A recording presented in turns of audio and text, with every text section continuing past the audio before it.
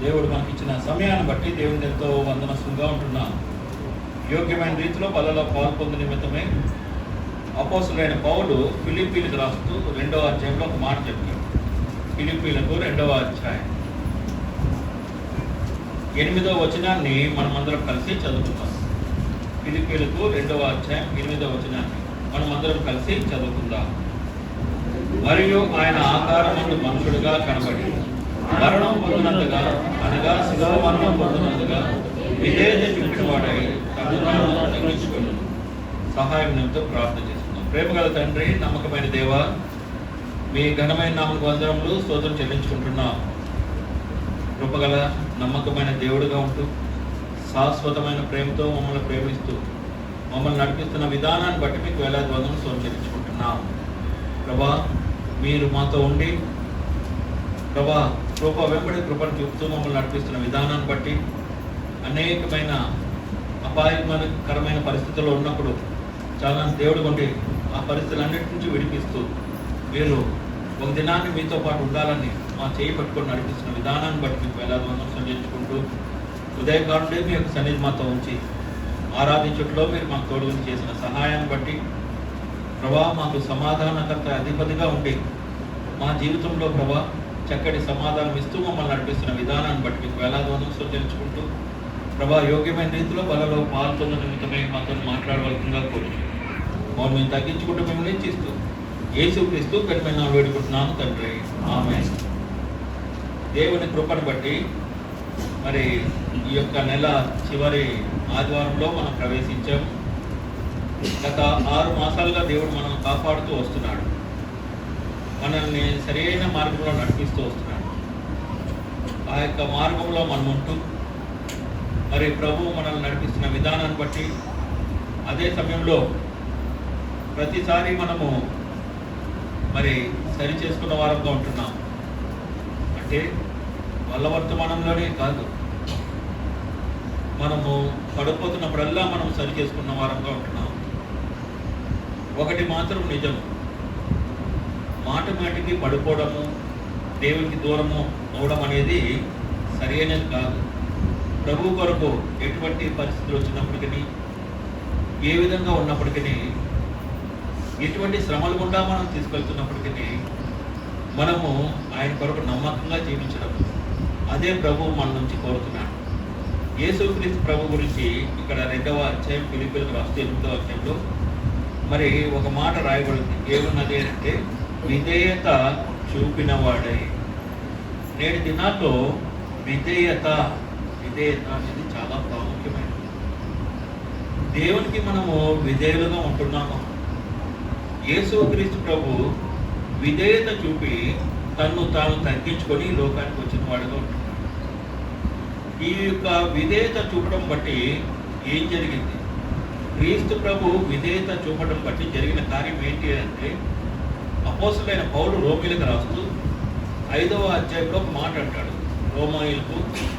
Romans chapter 5, రోమీలకు 5వ అధ్యాయం 19వ వచనంలో ఇలా ఉన్నది.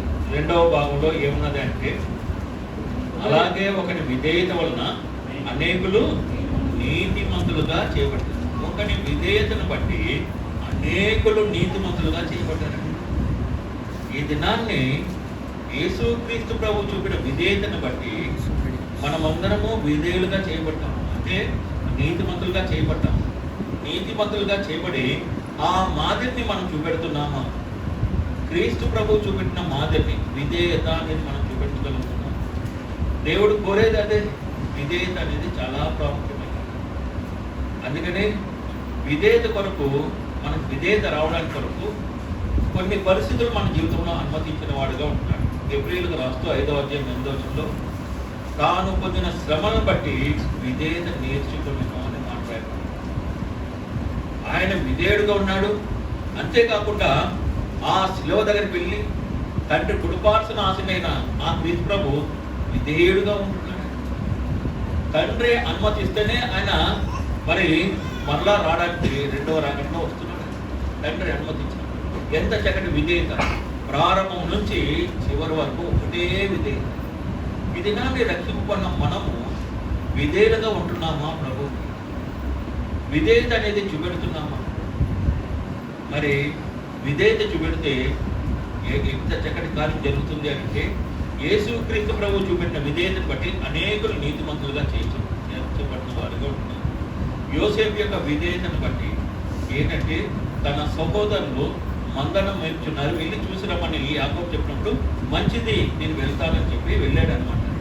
ఆ సహోదరులు ఎటువంటి వారు అంటే 37వ అధ్యాయంలో రాయబడ్డది. 5వ వచనం ఆఖరి భాగంలో పగబట్టిరి, 6వ వచనం ఆఖరి భాగంలో మరింత పగబట్టేది, మరీ పగబట్టేది, 8వ వచనంలో మరింత పగబట్టేది. అటువంటి వారి దానికి విధేయత చూపి వెళ్తామంటున్నాడు తండ్రి మాట విధేయత. దానివల్ల ఏం జరిగిందంటే, ఆ యొక్క ఉన్నతమైన స్థానానికి వెళ్ళి కరువు సమయంలో ఆ యొక్క ప్రజలందరినీ తన స్వకీయులు కూడా రక్షించుకున్నవాడుగా ఉంటున్నాడు. నిజమే, మన విధేయతను బట్టి అనేకుల్ని రక్షించుకునే వారంగా మనం ఉంటాం. ఆ యొక్క విధేయత నేటి దినాల్లో అనేక మంది ప్రజల్లో అనేకంటే విశ్వాసంలో తగ్గిపోతుంది విధేయత అనేది.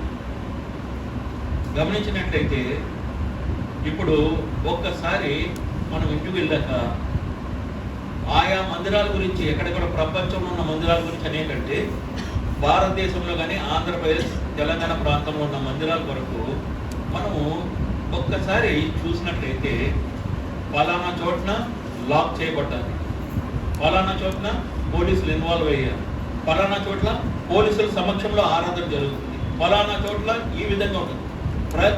ప్రతి వారం ఏదో ఒకటి చూస్తూ ఉంటున్నాం. వీరు వచ్చి వారిని ఆక్యుపై చేసుకున్నారు. ఎక్కడ దేవునికి విధేయత? ఎక్కడుంది దేవునికి విధేయత? విధేయత అనేది కోల్పోయిన వారిగా ఉంటున్నారు విశ్వాసులే. మరి వీరికి వాక్యం తెలియదా? వాక్యం బాగా తెలుసు. వాక్యంలో మరి చాలా వారు ఎక్కువగా పోషింపబడిన వారుగా ఉన్న వాళ్ళు ఈ దినాన్ని నేను మాత్రమే చేయగలనన్న విధంగా విధేయత అనేది చూపలేక ఇష్టానుసారంగా దేవునికి అవిధేయులుగా ఉంటున్న వారుగా ఉంటున్నారు. మరి అవిధేయులుగా ఉంటే ఏం జరుగుతుందంటే, 5వ అధ్యాయం రోమాయులకు 5వ అధ్యాయం 19వ వచనం ఉంది. ఏలయనగా ఒక మనిషిని అవిధేయత వలన అనేకులు పాపులైపోతున్నారు.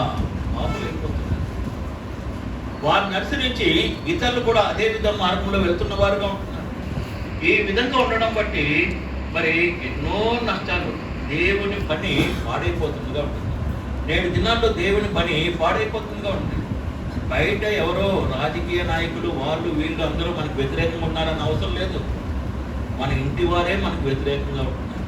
అనేక మార్లు మా మందిరంలో ఈ మాటలు చెప్తా ఉన్నాను. మన ఇంటి వారే మనకు వ్యతిరేకంగా ఉంటున్నారు. బయట ఒక రాజకీయ నాయకుడు మనం ఆటంకపరుస్తున్నారు, ఇది అవసరం లేదు. ఆ మాట అనడానికి లేదు మనకి. వారు తెలియజేస్తున్నారు, తెలిసి మనం ఏం చేస్తున్నాం? విధేయులుగా ఉంటున్నామా? దేవునికి విధేయులుగా ఉంటున్నామా? దేవుడి దినాన్ని మనం ప్రశ్నించినప్పుడు విధేయులుగా ఉంటున్నామా, అవిధేయులుగా ఉంటున్నామా పరీక్షించుకుందాం. అవిధేయులుగా ఉంటే సరి చేసుకొని విధేయులుగా అయిపోతాం. విధేయులుగా ఉంటే ఒక దినాన్ని ఆరోహణం అవడానికి కూడా దేవుడు మనకు సహాయం చేసేవాడుగా ఉంటాడు. ఏ విధంగా? 1 రాజులు 17వ అధ్యాయం 1వ వచనం చూడండి. 1 రాజులు 17వ అధ్యాయం 1వ వచనం. అంతటా గిలాదు కాపురస్తుల సంబంధీను తిష్బీయుడైన ఏలియా ఆహాబునకు వచ్చి, ఎవని సన్నిధిని నేను నిలబడి ఉన్నాను, ఇశ్రాయేలు దేవుడైన యెహోవా జీవము తోడు, నా మాట ప్రకారం కాక ఈ సంవత్సరంలో మంచైనను వర్షమైనను పడదని ప్రకటించాడు. గిలాదు కాపురస్తుల సంబంధి అయిన తిష్బీయుడైన ఏలియా ఆహాబు దగ్గరకు వచ్చాడు. ఆహాబు దగ్గరకు వచ్చి ధైర్యంగా చెప్తున్నాడు అనమాట, ఈ సంవత్సరంలో మంచైనా వర్షమైనా పడదు అని ప్రకటించాడు. ఎక్కడ ఉండవలసిన ఆ ఏలియా ఇప్పుడు ఎక్కడికి వచ్చి చెప్తున్నాడు? ఏలియా గురించి చూసినట్లయితే 17వ అధ్యాయంలో డైరెక్ట్గా రాజు దగ్గరకు వచ్చి మాట్లాడుతున్నాడు. రాజు దగ్గరకు వచ్చి చెప్తున్న వాడుగా ఉన్నాడు. అంతకుముందు ఎక్కడున్నాడు ఏలియా? కానీ బైబిల్ గ్రంథంలో 17వ అధ్యాయం 1వ వచనంలో రాయబడ్డది. 1 రాజులో ఏంటి అంటే, అంతటా గిలాదు కాపురస్తుల సంబంధి, గిలాదు ప్రాంతంలో ఉన్నవాడుగా ఉన్నాడు. గిలాదులో ఉన్న ఏలియా ఇప్పుడు రాజు దగ్గరికి వచ్చి, ఇప్పుడు రాబోయే సంవత్సరంలో కరువు అనేది వస్తుంది, కరువు ఉన్న ప్రదేశానికి వచ్చిన వాడుగా ఉంటున్నాడు ఏలియా. దేవుడి మాటకు లోబడి కరువు ఉన్న ప్రదేశానికి వస్తున్నాడు. కరువులో ఏ విధంగా పోషించబడతాడో దేవునికి తెలుసు, ఏలియా తెలియదు అదంతా. దేవుని మాట ప్రకారం వర్షం లేని ప్రదేశానికి ఇప్పుడు వచ్చిన వాడుగా ఉంటున్నాడు ఏలియా. అంటే గిలాదులో ఉన్న ఏలియా మరి ఇప్పుడు రాజధానికి వచ్చి ఇక్కడ కరువు రాబోతుంది, వర్షాలు పడవు, ఇంకా భయంకరమైన కరువు వస్తుంది అని చెప్పడానికి దేవుని మాటకు విధేయుడే వచ్చాడు. ఇప్పుడు గిలాదు ఎటువంటి ప్రదేశము? గిలాదు ఎటువంటి ప్రదేశము? గిలాదు బైబిల్లో కొన్ని ప్రాంతాల్లో కొన్ని వచనాల్లో గిలాదు కనబడుతుంది. ఆ వచనాలు చూసినప్పుడు ఆ యొక్క ప్రదేశం ఎటువంటిది అనేది మనం చూసినప్పుడు 31వ అధ్యాయము ఆదికాండము 31వ అధ్యాయం 23వ వచనం చూడండి. అతడు తన బంధువులను వెంటబెట్టుకుని 7 దినముల ప్రయాణం అంత దూరము అతన్ని తరుముకొనిపోయి గిలాదు కొండ మీద అతన్ని కలుసుకున్నాడు. 21వ వచనంలో ఈ విధంగా ఉంది. 21వ వచనం పారిపోయిను, అతను లేచి నది దాటి గిలాదునను కొండ తట్టుకు అభిముఖుడై వెళ్ళాడు. అంటే యాకోబు గురించి రాయబడ్డది. లాబాను గురించి మరి వెళ్ళిపోతున్న వాడుగా ఉంటున్నాడు. ఎందుకంటే ఈ స్టోరీ అంతా మనకు తెలుసు, చిన్నప్పటి నుంచి వింటున్నాం. 31వ అధ్యాయంలో లాబాను ఎటువంటి అంటే తన అల్లుని పట్ల ఎంతో కొద్దిగా ఆ యొక్క మనసు డిఫరెంట్గా ఉన్నదన్నమాట. ఆ యొక్క మరి యాకోబు కనిపెట్టి, అరే ఇంత ముందు ఉన్నట్టుగా మరి లాభాలు సరైన విధంగా లేడు అని చెప్పి తన భార్యలతో చెప్పి మనం ఇక్కడ నుంచి వెళ్ళిపోదామని చెప్పడము వారు కూడా అంగీకరించినప్పుడు ఇంకా తన యొక్క మామకి చెప్పకుండా బయలుదేరి వెళ్తున్న వాడుగా ఉంటున్నాడు. వెళ్తూ ఉన్నప్పుడు ఇది తెలుసుకున్న ఆ యొక్క లాబాను వెళ్ళి ఆ యొక్క గిలాదు కొండ మీద మరి ఆయనతో మాట్లాడుతున్న వాడుగా ఉంటున్నాడు. ఎందుకు నాకు చెప్పకుండా వెళ్ళావు, ఇలా దొంగ వల్ల వెళ్ళిపోవడం ఏంటి, ఇవన్నీ అడుగుతూ ఉంటూ ఒక మాట అంటాడు లాబాను 29వ వచనంలో. ఆదికాండం 39:20 నీకు హాని చేయుటకు నా చేతనవును, అయితే పోయిన రాత్రి మీ తండ్రి యొక్క దేవుడు నీవు యాకోబుతో మంచి గాని చెడ్డ గాని నీవు యాకోబుతో మంచి గాని పలకము, జాగ్రత్త సుమి అని. అంటే దేవుడు ఎంత చక్కగా లాభాలతో మాట్లాడాడు చూడండి. మీ తండ్రి అయిన దేవుడు మరి నాకు కనబడి ఇంకా యాకోబుతో మంచిగాని చెడ్డగాని మాట్లాడొద్దు, జాగ్రత్త అని ఒక వార్నింగ్లు అందించాడు దేవుడు లాభానికి ఒక వార్నింగ్ ఇచ్చాడు అన్నమాట. దాని ప్రకారంగా లాబాను యాకోబుతో గొడవ పడలేదు. దేవుని మాట ప్రకారంగా లాబాను యాకోబుతో గొడవ పడలేదు. మాట్లాడుతూ తన డౌట్స్ అన్ని క్లియర్ చేసుకుంటూ వచ్చిన తర్వాత, అవన్నీ క్లియర్ అయిపోయిన తర్వాత, ఆ రాత్రి అక్కడ ఉన్న తర్వాత 31వ అధ్యాయం ఆఖరి వచనం 55వ వచనం చూడండి. లాబాను లేచి తన కుమారులను కుమార్తెలను ముద్దు పెట్టుకుని వారిని దీవించి సమాధానంగా వెళ్ళిపోయాడు అనమాట. అంటే గిలాదు ప్రాంతంలో సమాధానము ఆరాధన వర్తమానం విన్నాం. సమాధానము ఆ యొక్క గిలాదు ప్రాంతంలో ఆ యొక్క యాకోబుకి సమాధానము అనేది వచ్చింది. లాబాను సమాధానంగా వెళ్ళిపోయిన వాడుగా ఉంటున్నాడు. నిజమే, దేవుడు జోక్యం చేసుకున్నాక నీ తండ్రి అయిన దేవుడు మరి ఆరాధన వర్తమానం ఉన్నాను. ఎక్కడైతే 12వ అధ్యాయంలో దేవుడు అబ్రాహాముతో మాట్లాడాడో అక్కడి నుంచి సమాధానానికి కారకుడుగా ఉన్నాడు. ఎవరు? అబ్రాహాము. ఆ విధంగా ఆ సంతతిలోంచి క్రీస్తు ప్రభు వచ్చి సమాధానం ఇచ్చిన వాడుగా ఉంటున్నాడు. అంటే నీ తండ్రి అయిన దేవుడు సమాధానకర్త అధిపతి మాట్లాడి నాకు సమాధానం వచ్చినట్టు చేశాడు. కాబట్టి అన్ని విషయాలు మాట్లాడుకొని ఆ తర్వాత ఉదయకాలమనే సమాధానంగా వెళ్ళిపోయిన వారుగా ఉంటున్నాడు. అంటే గిలాదు ప్రాంతం ఏంటి అని అంటే సమాధానం ఇచ్చే ప్రదేశము. గిలాదు సమాధానం ఇచ్చే ప్రదేశం. ఆ ప్రదేశం నుంచి కరువున్న ప్రదేశానికి దేవుని మాటకు విధేయుడై ఏలియా వెళ్ళిన వాడుగా ఉంటున్నాడు. నీవు నేను సమాధానం ఉన్న పరిస్థితిలోంచి కొన్ని శ్రమలు వస్తాయి. వెళ్ళగలమా అంటే వెళ్తామా లేదా? మనం వెళ్ళగలమా లేదా? అనేక మార్లు దేవుడి మాటకి అవిధేయులుగా ఉంటాం.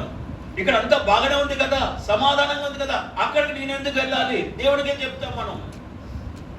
అటువంటి పరిస్థితుల్లో ఉన్నారు నేటి దినాల్లో విశ్వాసులు. అందుకని అనేక చోట్ల సమాధానం కోల్పోయి విశ్వాసులు కొట్లాడుకునే వారుగా ఉంటున్నారు. ఎంత బాధాకరమైన పరిస్థితి! కేవలం సమాధానం అనేది లేక. అందుకనే క్రీస్తు ప్రభు సమాధానకర్తగా ఈ లోకానికి వచ్చి మనందరికీ సమాధానం ఇచ్చాడు. ఆ సమాధానాన్ని నిలుపుకుంటున్నామా? మనం ఇది ఆ సమాధానాన్ని నిలుపుకుంటున్నామా?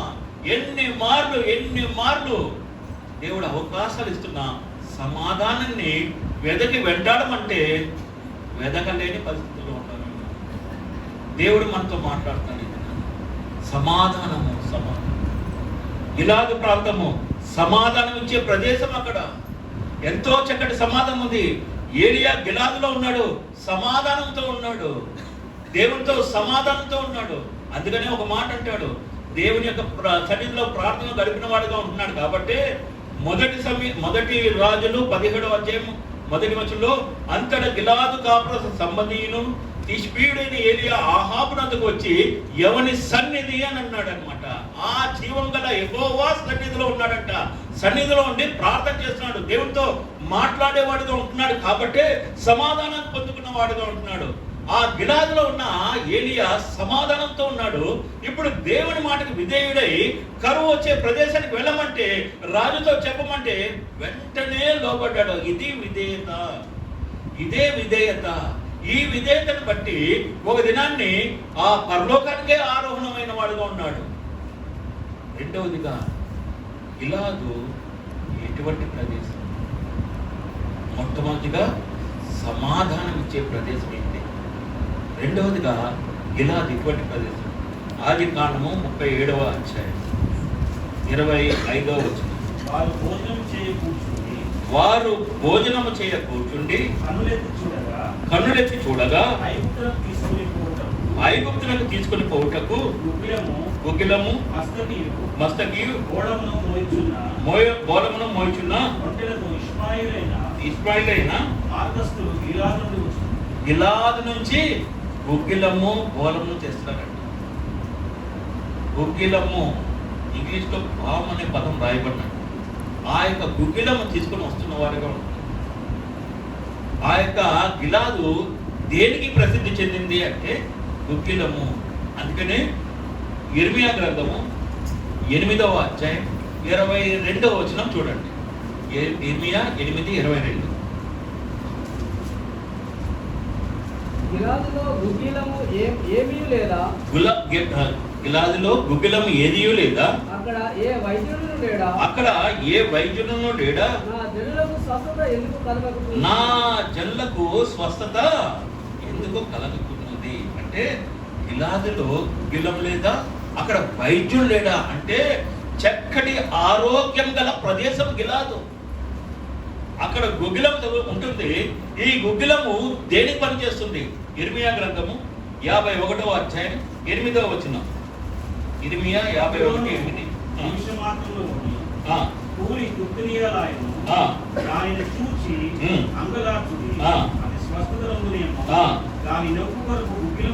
దాని నొప్పి కొరకు గుగ్గిలము తీసుకుంటాడు.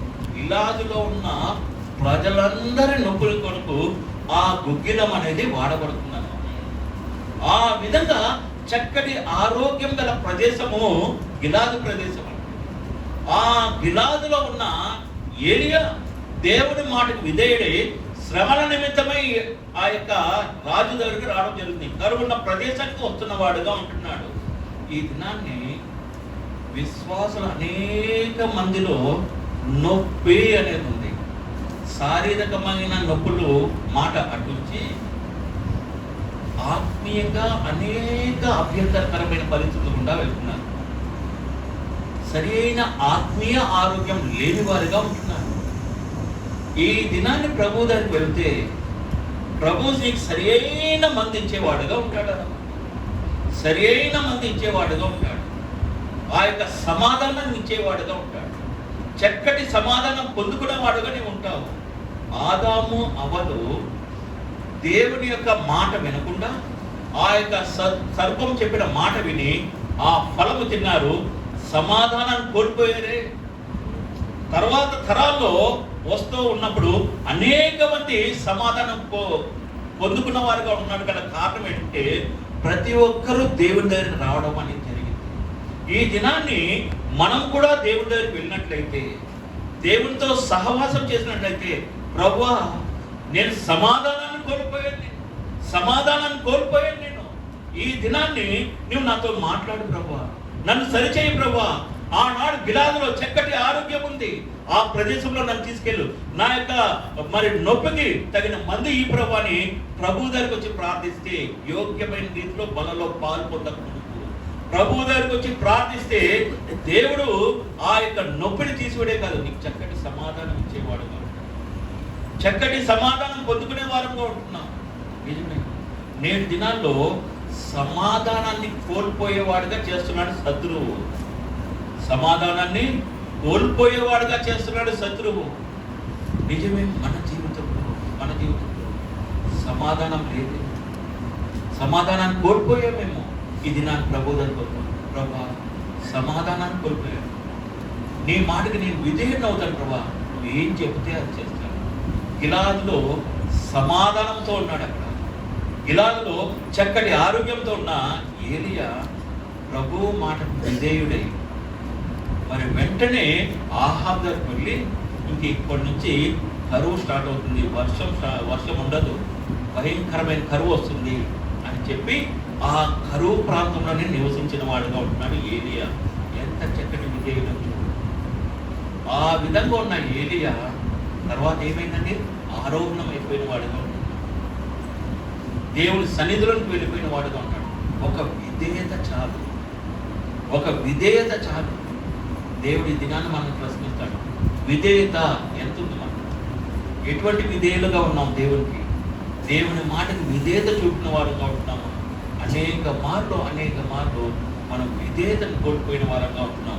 అందుకనే మన జీవితంలో ఆయా పరిస్థితులు వస్తున్నదిగా ఉంటుంది, ఆయా పరిస్థితులు కూడా మనం వెళ్తున్న వారంగా ఉంటున్నాం. రెండు విషయాలు చూసాము. గిలాదు ఎటువంటి ప్రదేశం అంటే, మొట్టమొదటిగా సమాధానం ఇచ్చే ప్రదేశం, రెండవదిగా చక్కటి ఆరోగ్యం గల ప్రదేశం, మూడవదిగా గిలాదు ఎటువంటిది. సంఖ్యాకాండము 32వ అధ్యాయం 1వ వచనం. రూబేనీయులకును గాదీయులకును అతి విస్తారమైన మందలు ఉండేది గనక యాజేరు ప్రదేశమును గిలాదు ప్రదేశమును మందలకు తగిన స్థలము 26వ వచనం చదవండి. మా పిల్లలు మా భార్యలు మా మందలు మా సమస్త పశువులు అక్కడ గిలాదుపురంలో ఉండేను. ఏంటి అని అంటే, గిలాదులో ఏంటంటే మందలకు తగిన స్థలం అంటారు, సమృద్ధి గల ప్రదేశము. గిలాదులో సమృద్ధి అనేది ఉంది. మందలంట ఎంతో చక్కగా మేస్తూ ఉంటాయన్న సమృద్ధి అనేది ఉంది గిలాదులో. సమృద్ధి గల ప్రదేశం నుంచి ఆ యొక్క కరువున్న ప్రాంతానికి వెళ్ళిన వాడుగా ఉంటున్నాడు ఏరియా. దేవుని మాటతో ఈరోజు మనకి సమృద్ధి అనేది ఉంటే, సంతృప్తి అనేది ఉంటే, దేవుని మాటకి లోబడతామా? దేవుని మాటకి లోబడే వారంగా ఉంటున్నామా? ఈ దినాల్లో సంతృప్తి అనేది దేవుని మాట నుంచి కాదు, మనం చేస్తున్న ఉద్యోగాల నుంచి, మనకు వస్తున్న ఆదాయాన్ని బట్టి సంతృప్తి చెందే వారంగా ఉంటాం. అంటే మన కాన్సన్ట్రేషన్ అంతా ఆ యొక్క డబ్బు మీదకి మళ్ళీంది, మనంతా దృష్టి అంతా ఆ యొక్క డబ్బు మీదకి వెళ్ళడం బట్టి దేవుని మాటకి, దేవుని వాక్యానికి సరి అయిన విధంగా స్థానం ఇవ్వలేని వారంగా ఉంటున్నాం. ఇది మన జీవితంలో నిజమైతే సరి చేసుకునే వారం.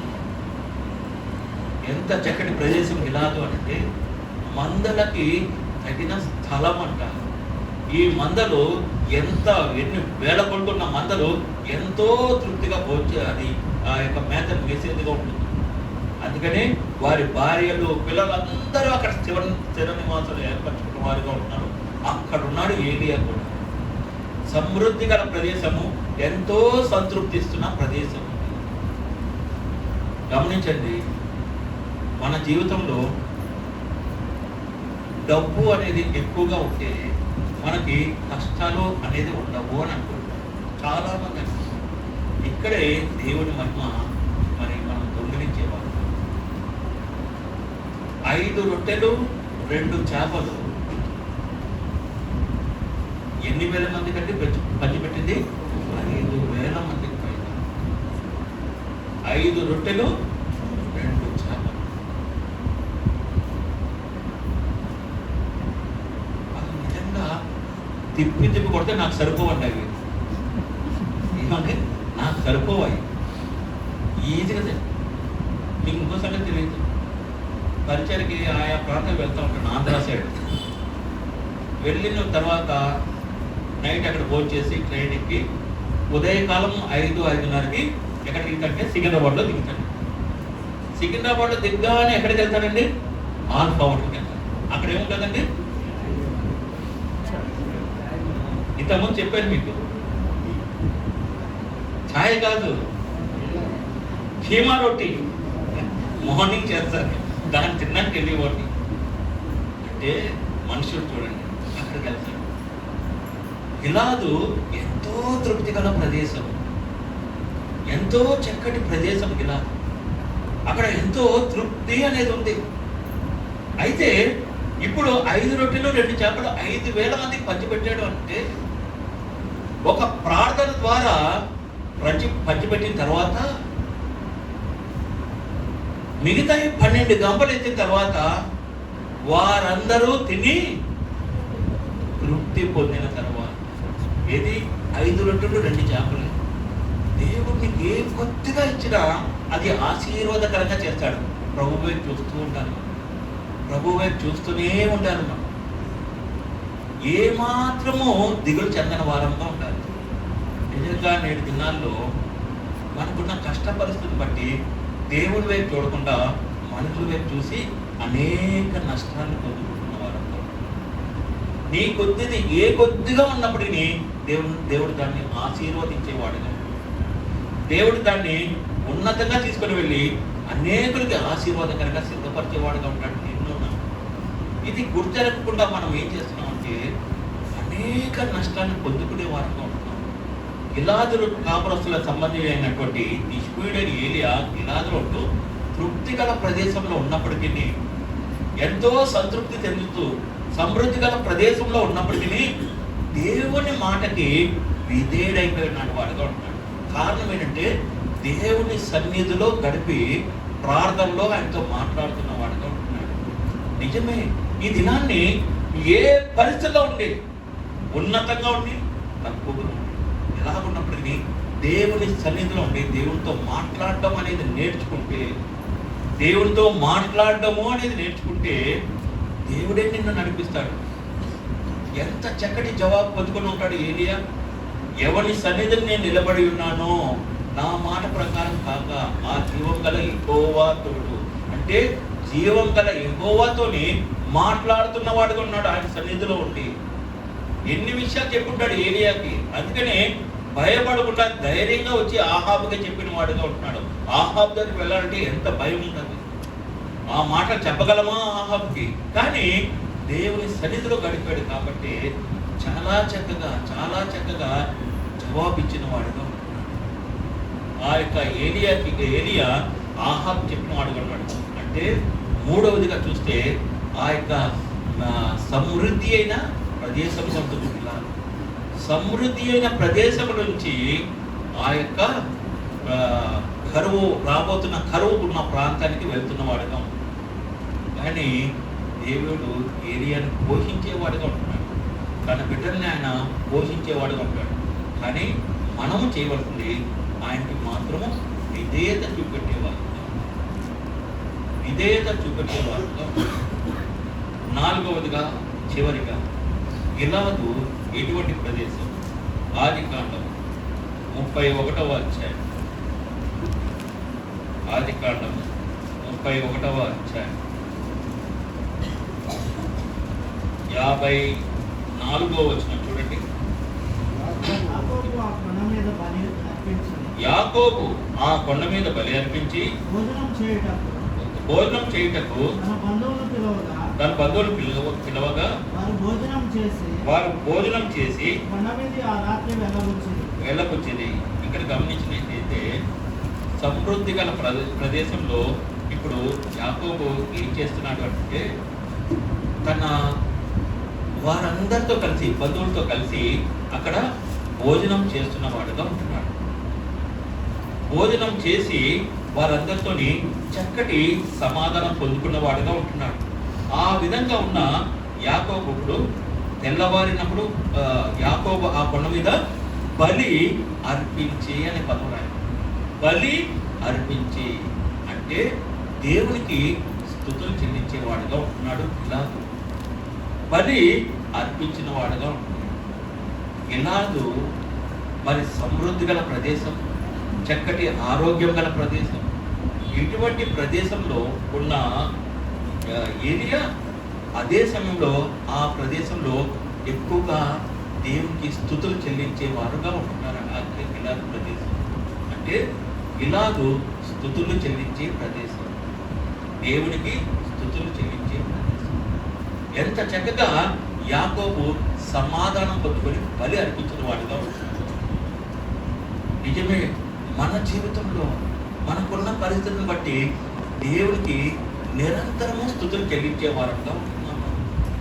అందుకనే ఆరాధన వర్తమానం చూస్తున్నాం. ఎల్లప్పుడూ ప్రభువునందు ఆనందించి మరలా చెబుదును.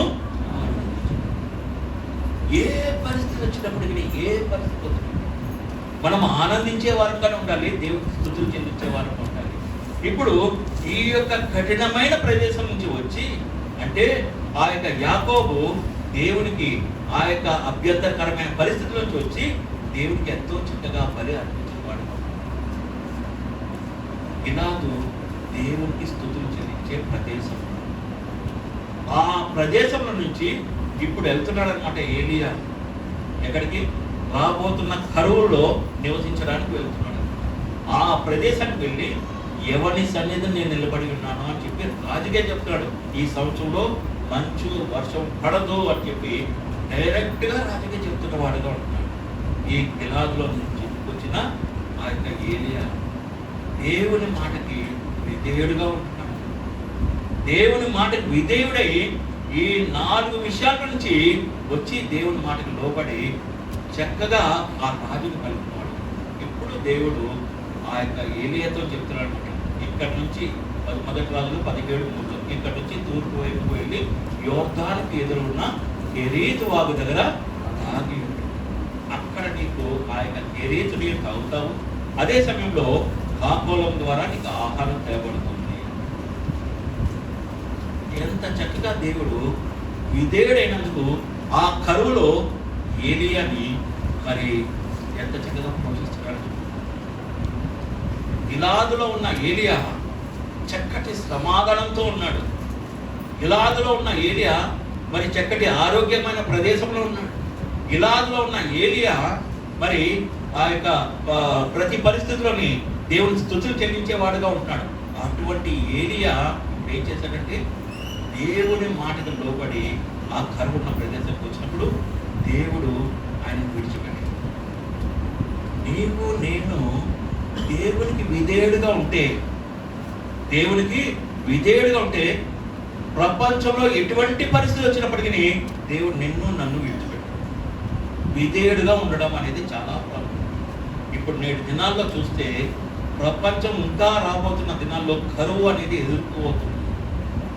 వాటర్ అనేది దొరకదు, ఇంకా సరైన విధంగా దొరకదు. ఇంకా ఈ పెట్రోల్ గురించి, గ్యాస్ గురించి మనందరికీ తెలుసు.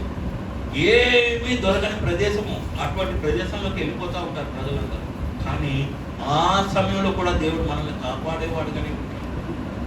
ఎటువంటి కరువులు వచ్చినప్పటికీ దేవుడు నిన్ను నన్ను తృప్తిపరిచేవాడుగా ఉంటాడు. ఏలియా ఆ యొక్క చక్కటి సమృద్ధి గల ప్రదేశం నుంచి వచ్చినప్పటికీ ఆ యొక్క మరి కరువున్న ప్రాంతానికి వెళ్ళినప్పుడు దేవుడు ఆయన పోషించిన వాడిగా ఉంటున్నాడు. నిజమే, ఏలియా విధేయుడయ్యాడు దేవుని మాట కంటే. ఆ విధేయతను బట్టి ఏం జరిగిందంటే మొదటి రాజులో 17వ అధ్యాయం 8వ వచనంలో సారెపతికి వెళ్ళాడు. ఆ విధవరాల గురించి ఒక మాట చూస్తున్నాం. మొదటి రాజులో 17వ అధ్యాయం. అంతటా యెహోవాకు అతనికి ప్రత్యక్షమై సెలవిచ్చెను, నీవు సీదోను పట్టణ సంబంధమైన సారెపోతు అను ఊరికి పోయి అచ్చట ఉండుము. నిన్ను పోషించుటకు అచ్చటనున్న యొక్క విధవరాలకి నేను సెలవిచ్చుతుని.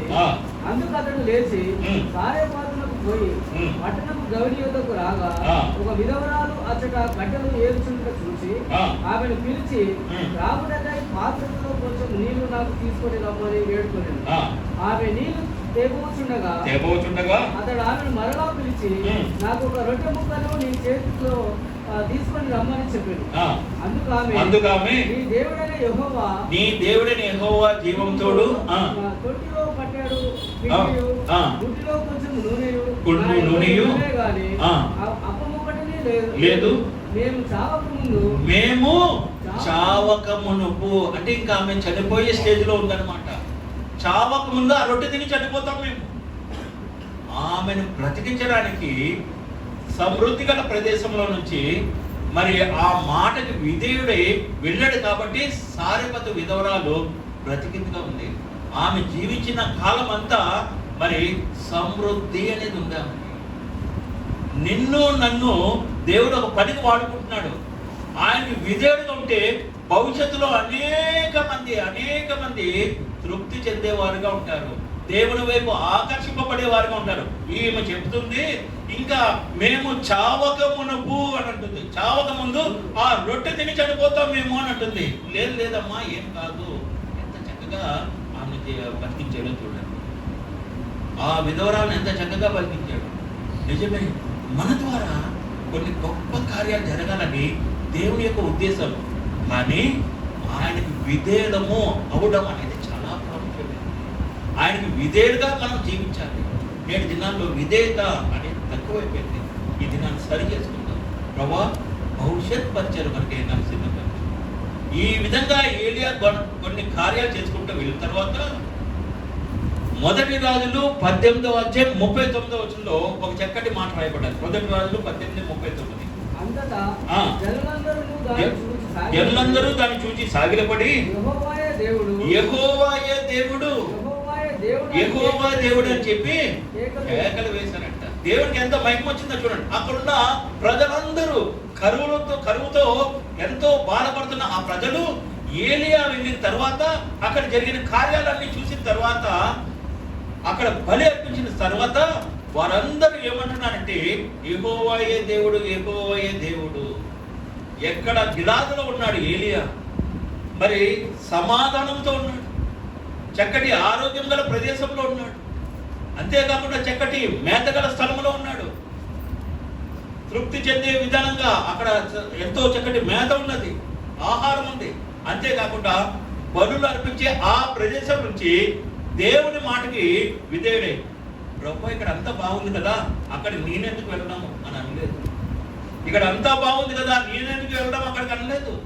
వెంటనే విధేయుడై ఆహాబు దగ్గరికి వెళ్ళి కరువులో కూడా పోషింపబడి సారెపతు విధురాలను రక్షించి, అదే సమయంలో అనేక మంది యెహోవాయే దేవుడు అని చెప్పి ఒప్పించి 2వ రాజులు 2వ అధ్యాయం 11వ వచనం. 2వ రాజులు 2వ అధ్యాయం 11వ వచనం.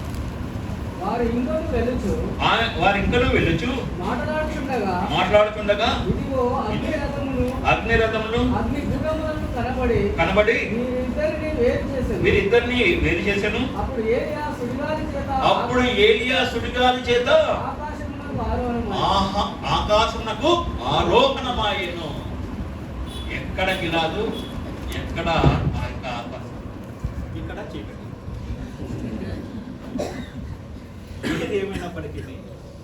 ఏది ఏమైనప్పటికీ ఆయనకి విధేయులుగా మనం ఉండాలి. విధేయులుగా ఉండి నీవు నేను ఎటువంటి ప్రదేశంలో ఉన్నప్పటికీ, ఏ ప్రదేశంలో మనం ఉన్నప్పటికీ ఒక దినాన్ని మన యొక్క గోల్ ఒకటే, ఆ యొక్క రాజ్యంలో చేరాలి. దీనికి ఒకటే కారణం ఏంటంటే దేవునికి విధేయత. విధేయత అనేది చాలా ప్రాముఖ్యమైనది. ఆ విధేయత చూపెడితే దేవుడు నిన్ను చక్కగా వాడుకుంటాడు, అనేకుల్ని ఆయన వైపు ఆకర్షించుకున్నట్టుగా చేసుకుంటాడు.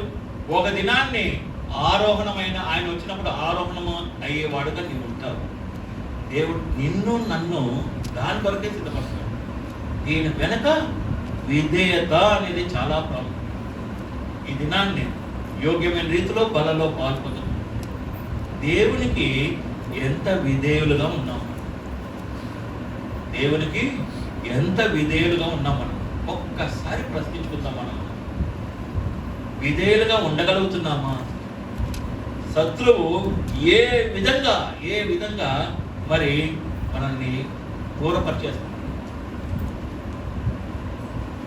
బైబిల్తో ఎక్కువగా గడిపే సమయం కంటే ఎక్కువగా ఫోన్కి మనం ఇస్తున్నాం. ఏమి అని అంటే ఫోన్లో కూడా దేవుని వాక్యం వస్తుందని ఒక ఆయన నాకు చెప్పాడు అన్నమాట. సరే మరి ఏం చేస్తాం, ఇంకా మరి మాట వెళ్ళలేదు. ఆయన చూసుకుంటా ఉంటున్నాడు, ఆయన చేస్తూ ఉన్నాడు. ఇది రియల్గా జరిగిన సంఘటన మీతో పంచుకుంటున్నాను. సడన్గా ఆయన దగ్గరికి వెళ్ళాడు, ఆయన చూసుకుంటానే ఉన్నాడు. ఆయన నాకేం చెప్పాడు, ఇక్కడ కూడా దేవుని వాక్యం వస్తుంది అని చెప్పాడు. కానీ ఆయన వెనకాల అర్థం ఉంది. ఆయన ఏం కనబడుతుంది, ఏం చూస్తున్నాడో అర్థంలో కనబడుతుంది. ఏం చెప్తామని అంటే పరిస్థితులు ఎలాగైపోయాయి అని అంటే